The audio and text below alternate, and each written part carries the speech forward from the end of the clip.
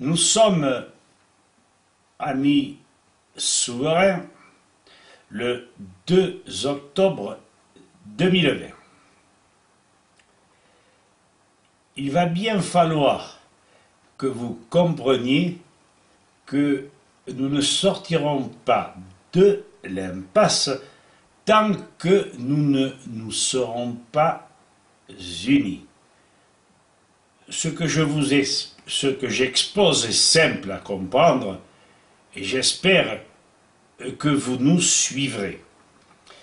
La vidéo s'intitule « Pape » au singulier, politiciens au pluriel, crédules ou complices.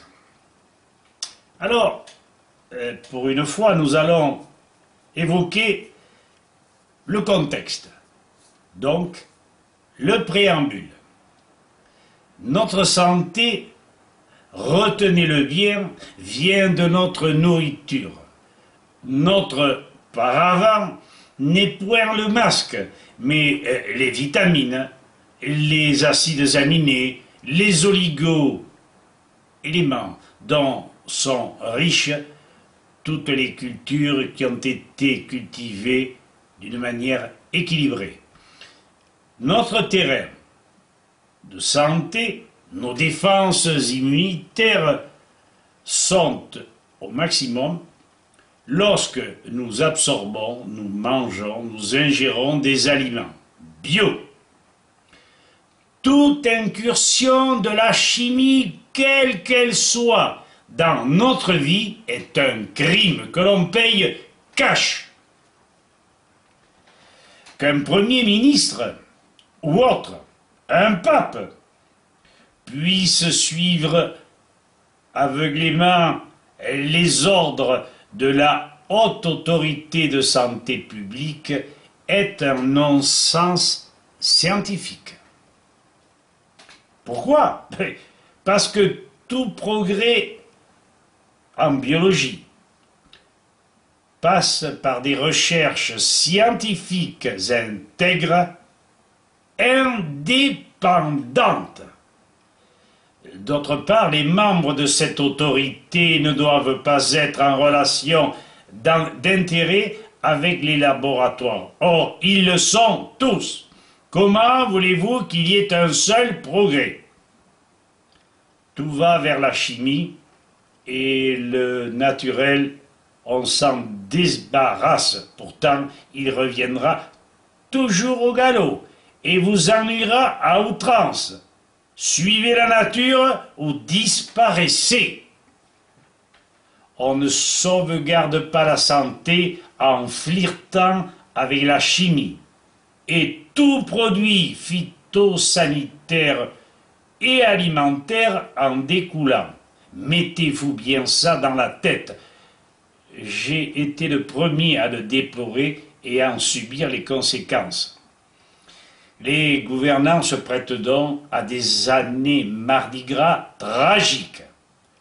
Port de masque, avilissant, contraintes esclavagistes, largement non hygiéniques de surcroît, introduisant les affres de la défiguration de la partie la plus expressive de notre corps. Enfin, un bal mondial de la disparition de la sociabilité, de l'amitié, de l'humanisme, des inclinaisons altruistes, du sentiment de l'honneur, jusqu'au sentiment religieux, bien sûr empreint de tolérance, qui, sentiments religieux, firent pourtant, quoi que l'on en dise, tant de bien à notre civilisation. La communauté scientifique ne sera à même de régler toute pandémie que lorsqu'elle sera en mesure de régler l'omerta, l'inculture qui règne entre ses membres. J'ai bien parlé de la communauté scientifique. Les dogmes pasteuriens sont éculés. Malgré les piétinements prouvés de la science, Ils n'ont jamais été remis en cause. Et pourtant, Dieu sait si combien de personnes le savent. Dogme de la panspermie atmosphérique, dogme de la contagion. Alors, des postillons projetés par un individu auraient-ils le pouvoir d'en contaminer un autre? Le contact rapproché serait-il un vecteur déclenchant? Mais non. Pourquoi? Parce que, et malheureusement, cela commence à faire date, dans les dernières pandémies, que ce soit en Roumanie sur l'épidémie de poliomyélite, par Marinescu et ses études, en France sur la diphtérie, du professeur Tissot, et pas que, il y a de très maigres preuves de contagion. Parlerons-nous des études de Nikhanorov, démontrant que lors d'épidémies de peste en pays kirghize, le rat, oui, le rat n'était pas l'agent causal, mais bien des spermophiles pesteux se développant sur plantes cultivées par excès d'humidité pendant la récolte.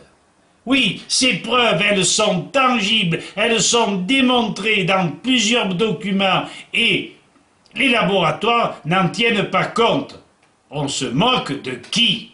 De nous. On les retrouve, ces spermophiles, dans la bouche, le rhinopharynx, le tube digestif, et ne viennent pas de l'air. Page 180 du professeur Tissot, de son livre, on lit bien. Le dogme de la contagion est faux. C'est une des plus grosses erreurs de la bactériologie.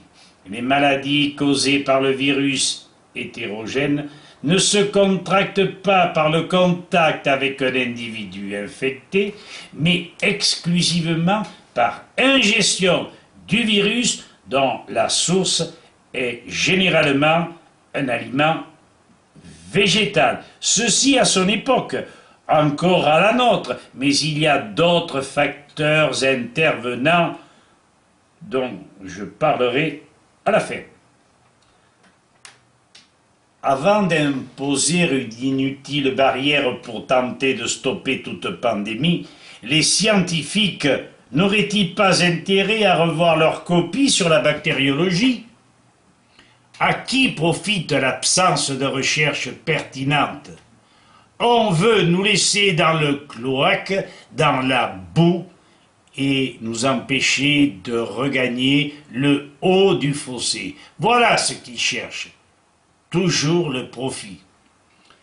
Au dehors de ce problème de contamination, en recherchant toujours les vraies causes de la pandémie récente du début de l'année, il est instructif de lire sur une publication Facebook attribuée au professeur Jacques Théron, ancien neuroradiologue du CHU de Caen, ceci. Écoutez bien, c'est vachement important. Grâce à 50 autopsies effectuées à Bergame et à Milan, alors que cela avait été interdit de faire des autopsies, et on sait pourquoi. Sur des patients décédés de cette pandémie récente. Je vous le répète, écoutez bien. Il a été démontré que les personnes décédées ne l'ont pas été par pneumonie, mais par thrombose, présence de caillots de sang. Alors, si vous n'êtes pas des sots, et vous n'êtes pas sots loin de là, posons-nous la question, pourquoi les corps manquaient-ils d'oxygène? On est très loin de cette imaginaire contagion présente dont parlent les médias, transmise par les politiques. Méfiez-vous des politiques, méfiez-vous également des médecins modernes. cet article a paru suivant l'écrit de Florian Gouttière du 14 mai 2020. Je vous en ai déjà parlé. chexnews.fr du journal Libération. Et maintenant, voici l'apothéose, le feu d'artifice. Cette coagulation est démystifiée par cette vidéo. https://youtube.be/y, grand Y, petit y, etc., que vous retrouverez sur la vidéo, tout au moins dans le commentaire au-dessous de la vidéo. Alors, les conclusions, ou la conclusion, elle est la suivante. Nous avons été baisés par la désinformation tout azimut. Tant que les citoyens ne réagiront pas de la même façon, ne dispenseront pas à leur connaissance les informations sérieuses que nous pouvons leur fournir, qui ne rejetteront pas toutes les presses, parlées ou écrites, ce tragique carnaval continuera à leur pomper le meilleur d'eux-mêmes. Aidez-nous à sortir de l'impasse. Alors, nos coordonnées, vous les retrouverez sous forme de mail sous la vidéo, en commentaire.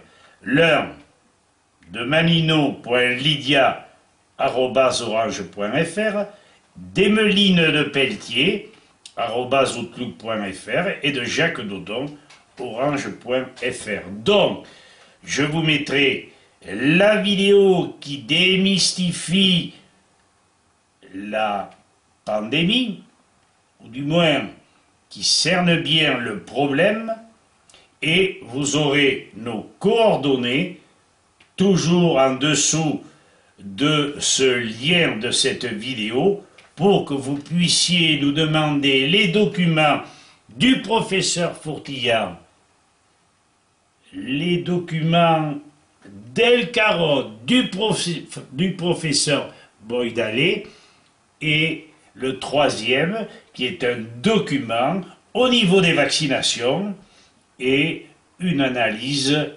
juridico-scientifique. Je vous ai dit l'essentiel, chers amis. À présent, si vous ne voulez pas bouger, plaignez-vous. Ce sera bien fait pour votre tête. Pourtant, je vous aime bien, mais quelquefois, il faut savoir donner quelques coups de pied au cul. Merci, au revoir.